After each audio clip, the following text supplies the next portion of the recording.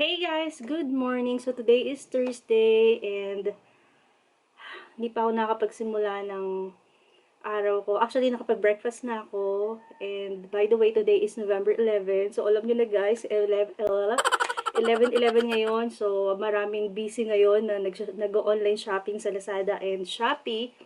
So tayo medyo hindi okay ang budget. Kaya gawin ko na lang, magbisi-bisihan na lang ako, no? Para hindi ako ma-hurt.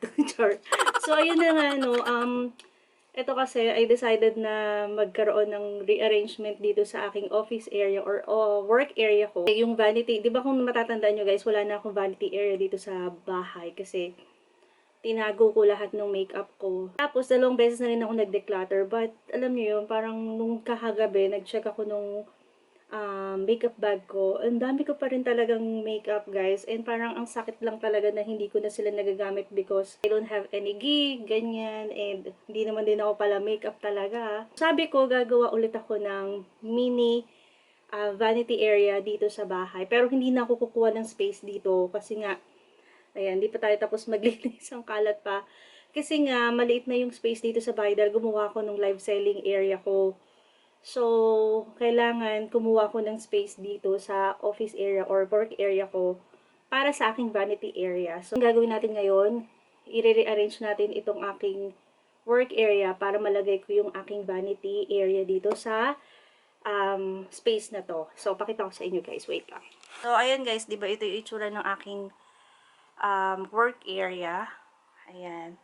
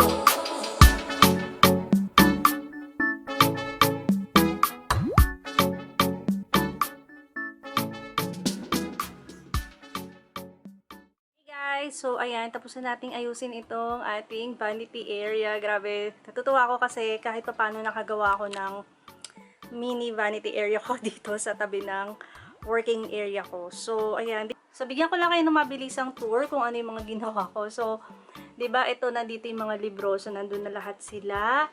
At ang nilagay ko dito is yung mga mini bag ko or mga sling bag na sobrang talagang favorite ko itong mga to. Ito guys, sobrang tagal na sa akin ito. Nabili ko lang to sa Divisoria ng 50 pesos. Mga 4 years na yan sa akin and still looking good siya. Hindi nagbakbak kahit hindi ko masyadong ginamit. Tapos ito, mga August ko yata ito nabili ngayong taon. And less than 100 lang. Ito, kung hindi ako nagkakamali, 79 pesos. Ang ganda niya guys. And ito naman is 58 pesos. Sobrang nakakatuwa kasi kahit na napakamura nila, maganda yung style at saka yung quality. Yung nilagay ko dito sa taas. So, dito naman guys, ayan, nilagay ko na lang talaga dito kung ano yung mga gusto kong ilabas. Yung, magagamit ko talaga or pag mayroon ng pupuntahan na okasyon. Ito lang talaga yung nilagay ko dito. So, ito yung mga brushes ko. Syempre, yung Unclutz brushes, nilagay ko dito sa may takip para hindi maalikabukan. And then, cotton pads, tapos konting, sponges. Ito guys, sobrang favorite ko to. As in. Ito yung ginagamit ko for, evening, skincare ko. So, this is the Watermelon Youthful Bliss Sleeping Pack. Ang ganda nito, promise. Supple siya ng skin. And at the same time, very moisturizing siya sa balat. This is from Fresh.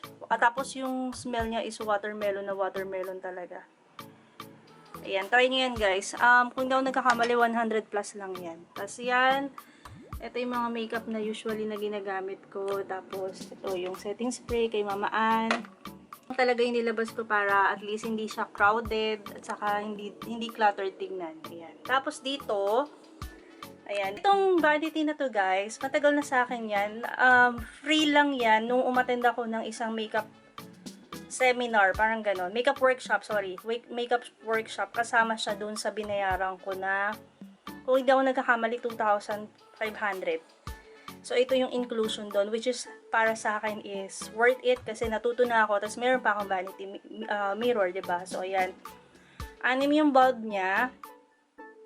Yung ibang bulb kasi nagamit ko doon sa baba. So, bibili na lang ako soon para makompleto ulit. Tapos, ito, naglabas na lang ako ng ilang brushes dito. So, ito yung iba dito gamit na kaya lalabang ko. Actually, lahat yan lalabang ko mamaya para malinis na ulit. So, ayan. Yan na lang yung nakalagay dito. Tapos, ito lang yung space. Itong table na to, nabili ko siya sa Shopee ng 148 pesos lang. Ang ganda niya. Maliit lang siya, pero saktong-sakto siya dito sa area na to. Tapos, ito, naglagay lang ako dito ng maliit na upuan. Ito yung kahoy na upuan na kinuha ko sa QC, sa parents ko. Tapos, nilagyan ko lang netong ng throw pillow para hindi na masakit sa puwet. Tapos, nilagyan ko na lang ng, ayun, throw pillow. Tapos, binalutan ko nitong black na throw pillow case, which is ang ganda. Kasi ito, alam niyo naman yung theme ko dito is white, black, and wood para match pa rin sa theme ko, diba? So, ayan na yung itsura niya, guys. O, diba? Nagkaroon ako ng instant vanity area agad-agad. So, ayan. Tapos dito naman, same thing, wala naman ako masyadong binago. So, dun sa baba, dun ko na nilagay yung ibang nakalagay dun sa gilid before. So, ayan. Meron kasi akong patungan yan, yung kahoy sa ilalim. Actually, desktop.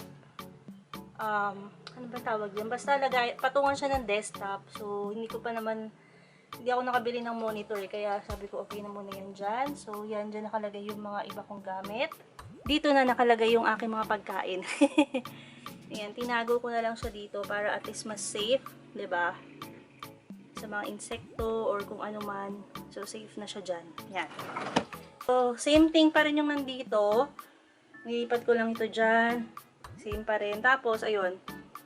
Doon ko na nilagay yung mga ball pens, lahat ng pens ko sa gilid. Ayan. Para mas maganda siya tignan dyan. Tapos nilagay ko na yung speaker sa taas. So, diba, bagay to bagay siya dyan. So, yan yung itsura dito. Wala naman masyado talaga nagbago. Yun lang. Ito lang. Tapos, dito naman sa taas, ayan, nandito na yung mga books. Tapos nilagay ko pa rin tong dalawang to kasi gusto ko sila nandiyan. Tapos ito gusto ko tayong dream big na yan. Matagal na sa akin yan, pero reminder sa akin yan lagi. Dream big, dream big. So ayan, and ito hindi ko na rin tinanggal kasi gusto ko may green. Sabi ko nga sa inyo, 'di ba? Kung mapapansin niyo sa mga makeover ano ko, lagi ako may green kasi talagang nag-a-add ng ano yan, something ano, yung buhay sa isang place. Ayan, di ba? Ang ganda pa rin naman niya. So, ayan lang guys. Ayan lang naman yung aking inayos dito. But, I think, okay pa rin. Hindi naman siya nagmukhang masikip or makalat. So, ayun guys. Dito ko natatapusin ang aking vlog for today. Sana na-enjoy nyo itong ating mini makeover. And sana na-enjoy nyo itong aking mini vanity area. Ayan. Instant yan, diba guys? So, ayan. So, yun lang. Maraming salamat. Don't forget to subscribe, like, and share this video. And click the notification bell para updated kayo sa lahat ng aking bagong video. So, that's it. Stay at home. Pray hard, guys. And don't ever forget that God is so good all the time. See ya!